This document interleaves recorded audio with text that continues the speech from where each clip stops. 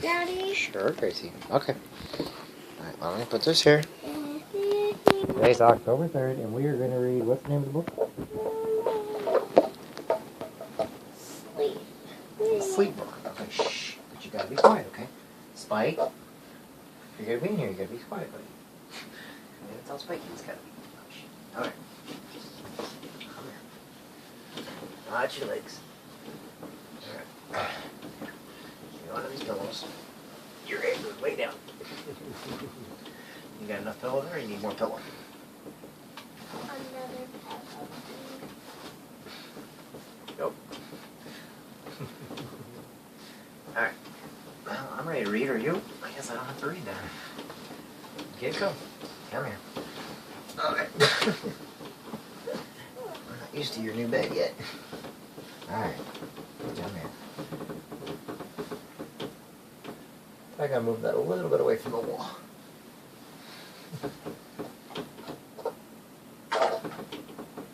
Here. When I move that a little away from the wall, then we're gonna read Dr. Seuss book. Give me just a second here. There's no point in that being around. I didn't realize I had that close. There you go. That better? Alright. We're working out all the bugs, aren't we? Meaning all the... Is this a comfy mattress? Okay. I love this one. Okay. Alright, I'll read you. Okay. This is Dr. Seuss' sleep book.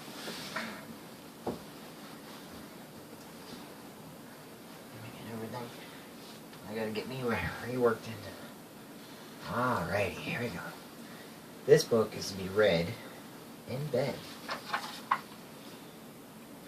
The news just came in from the country of Keck that a very small bug by the name of Van Vleck is yawning so wide you can look down his neck.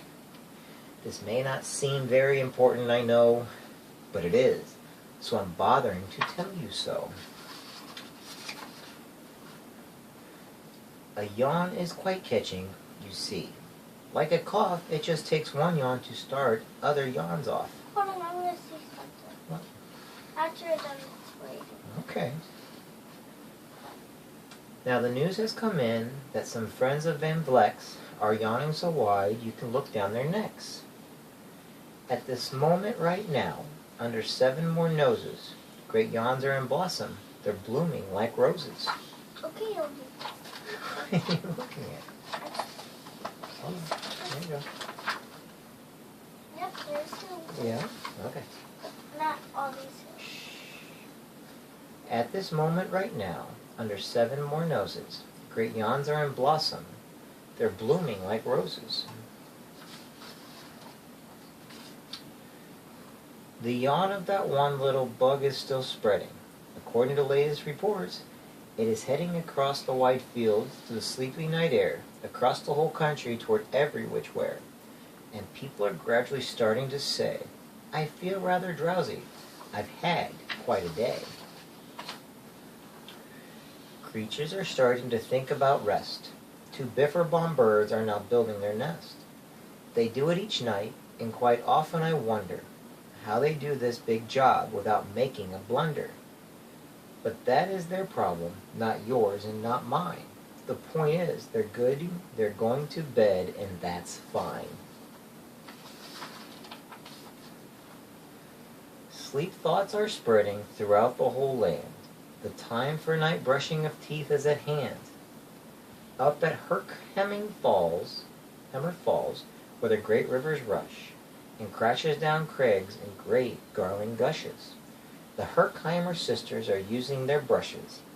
Those falls are just grand for toothbrushings beneath, if you happen to be up that way with your teeth.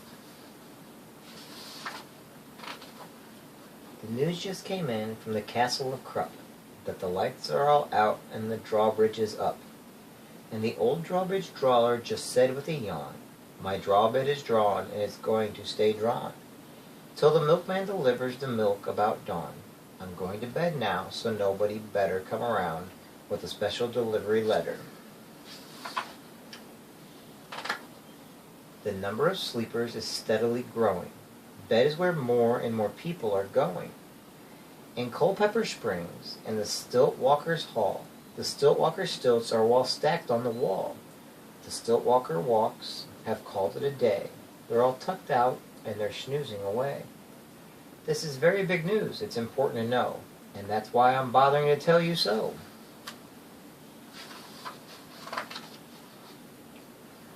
Way out in the west, in the town of Merced, the Hicklehorn Honking Club just went to bed. Every horn has been quietly hung on a hook for the night in its own private Hickley horn nook. All this long day, happy day, they've been honking about, and the Hicklehorn honkers have honked themselves out. But they'll wake up quite fresh in the morning, and then they'll start right in Hicklehorn honking again. Everywhere creatures are falling asleep. The collapsible frink just collapsed in a heap. And by adding the frink to the others before, I'm able to give you the who's asleep score.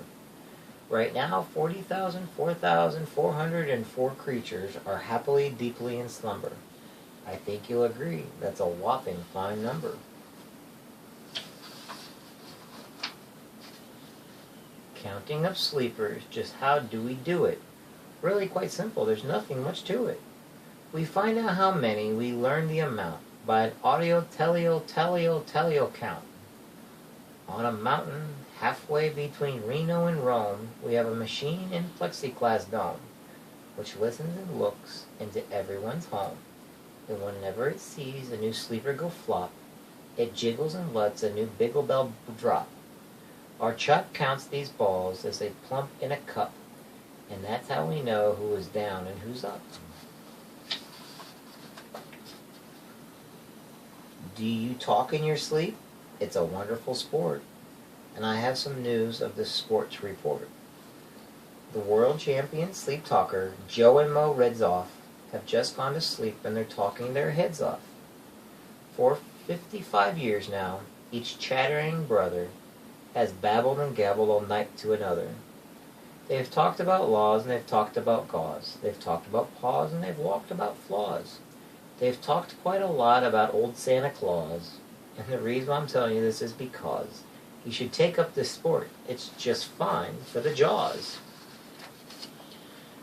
Do you walk in your sleep? I just had a report of some interesting news of this popular sport.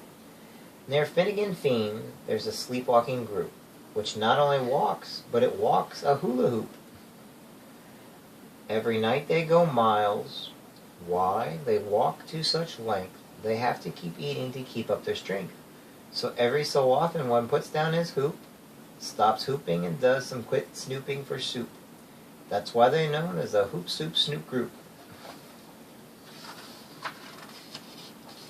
Sleepwalking too are the curious Crandalls, who sleepwalk on hills with assorted-sized candles. The Crandalls walk nightly in slumbering peace, in spite of a slight burns from the hot dripping grease. The Crandalls wear candles because they walk far, and if they wake up, want to see where they are.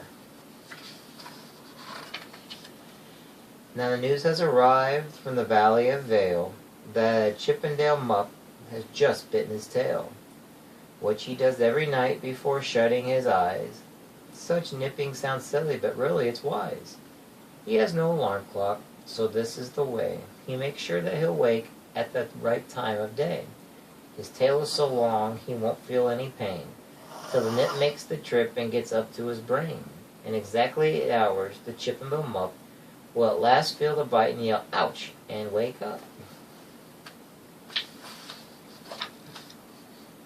And Mr. and Mrs. J. Carmichael Crocs have just gone to bed near the town of Fort Knox.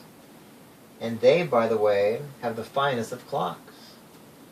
I'm not all sure that I quite understand just how the things work with the one extra hand.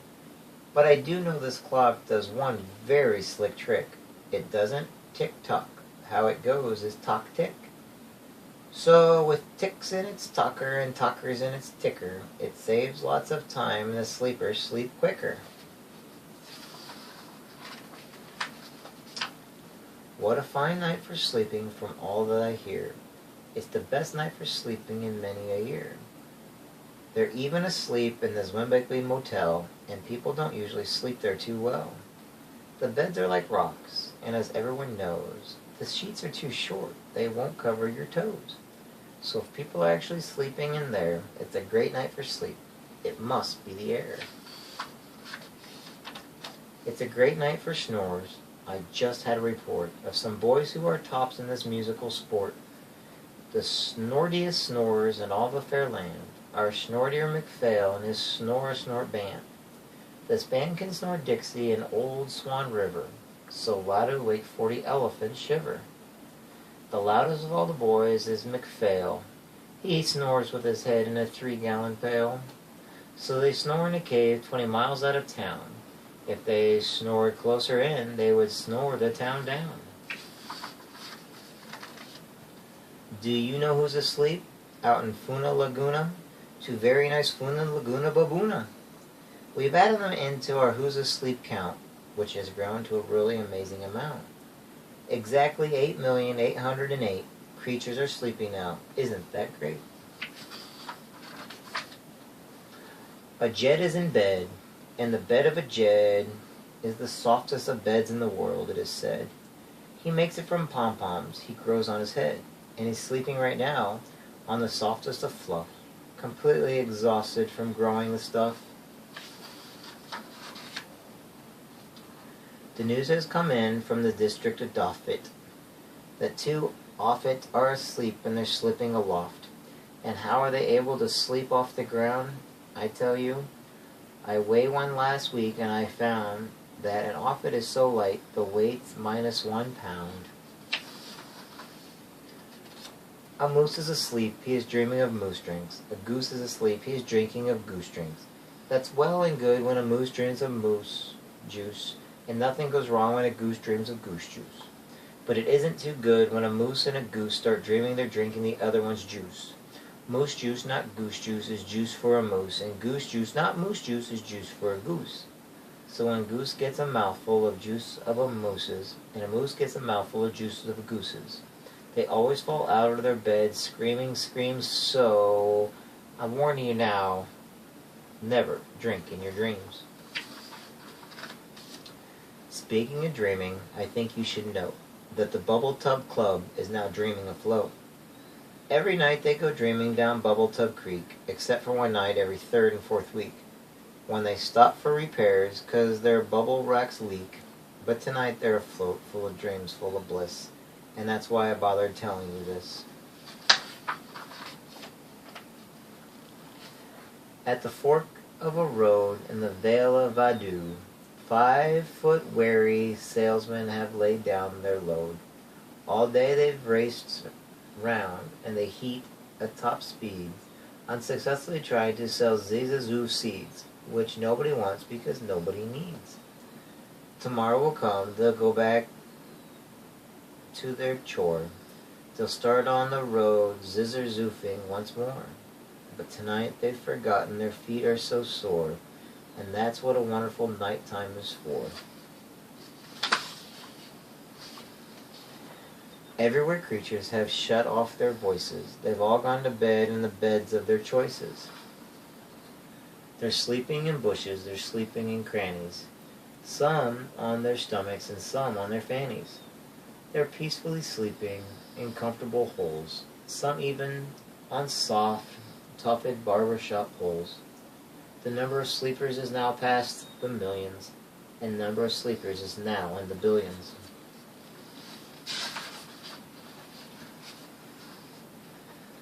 They're sleeping on steps and on strings and on floors, and mailbox and ships and keyholes and doors. Every worm on a fishhook is safe for the night. Every fish in the sea is too sleepy to bite. Every whale in the ocean has turned off his spout. Every light between here and Farfoodle is out.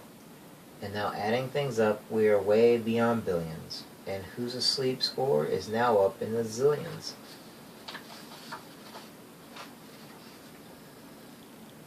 $99,000,000,9,000,000,002 creatures are asleep, so how about you? When you put out your light, the number will be 9,000,000,009,000,003. Good night.